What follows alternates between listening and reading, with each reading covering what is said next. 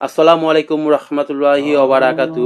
গরিব থেকে ধনী হওয়ার প্রথম ধাপ হলো তাকওয়া, অর্থাৎ আল্লাহর ভয় অন্তরে রাখা এবং নেক ইচ্ছা গ্রহণ করা। কারণ এটি আত্মশুদ্ধর মাধ্যমে একজন মানুষকে সৎ ও আদর্শবান গড়ে তোলে। যদি আপনার সৎ ইচ্ছা থাকে যে আল্লাহর পথে ধনী হবেন, তখন আল্লাহই আপনাকে পথ খুলে দেবেন।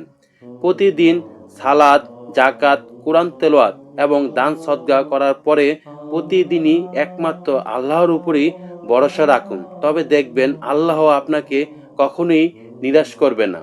অর্থ ও প্রচেষ্টা আল্লাহর পক্ষ থেকেই আসে।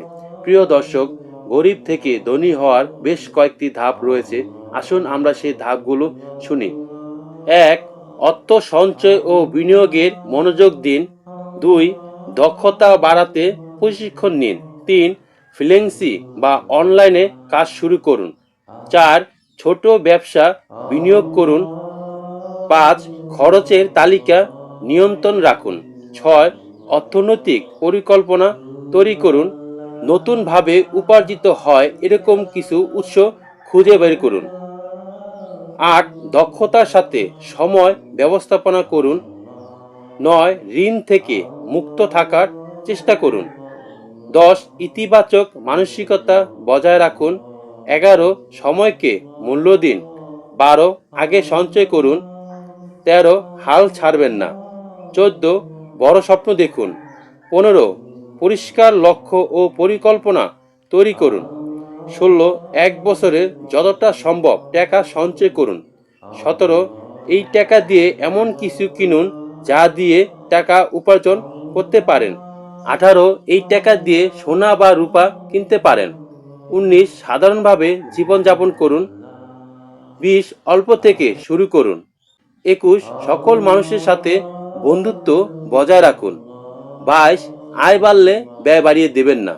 প্রিয় দর্শক, গরিব থেকে ধনী হওয়ার এই কয়েকটি ধাপ রয়েছে। এই ধাপগুলো একদিনেই নিয়ন্ত্রণ করা সম্ভব নয়। আস্তে আস্তে নিয়ন্ত্রণ করতে হবে এবং মনের ভিতরে এই ধাপগুলো গেঁথে রাখতে হবে যে যে কেউ যদি ধনী হতে চায় তাহলে তাকে অবশ্যই ধৈর্য ধরে প্রতিটা পদক্ষেপ একটু একটু করে এগিয়ে যেতে হবে। প্রিয় দর্শক, গরিব থেকে ধনী হতে হলে অবশ্যই আল্লাহর উপরে ভরসা রাখতে হবে। আপনি যে কোনো কাজ করুন না কেন অবশ্যই আল্লাহর উপরে ভরসা রাখতে হবে। আল্লাহ পাকই পারবে আপনার ভাগ্যকে পরিবর্তন করে দিতে। এর জন্যই সব সময় সর্ব অবস্থাকে আল্লাহকে ডাকতে হবে, তাহলে ভাগ্য পরিবর্তন হবে। মানুষ যতই চেষ্টা করুক না কেন, যদি আল্লাহ পাক যদি না চায় তাহলে ওই ব্যক্তি কখনই তার নিজের ভাগ্যকে পরিবর্তন করতে পারবে না। সুতরাং যে কোনো কাজে আল্লাহকে রাজি খুশি করাতে হবে। আর যে কাজে আল্লাহ রাজি খুশি হয় সেই কাজে অবশ্যই সাফল্যতা আসে, বরকত আসে। প্রিয় মুসলমান ভাই ও বোনেরা, যদি ভিডিওটি ভালো লেগে থাকে, আপনার উপকারে আসে, তাহলে ভিডিওটি লাইক করে চ্যানেলটিকে সাবস্ক্রাইব করে দিবেন। আসসালামু আলাইকুম রহমতুল্লাহি ওয়া বারাকাতুহু।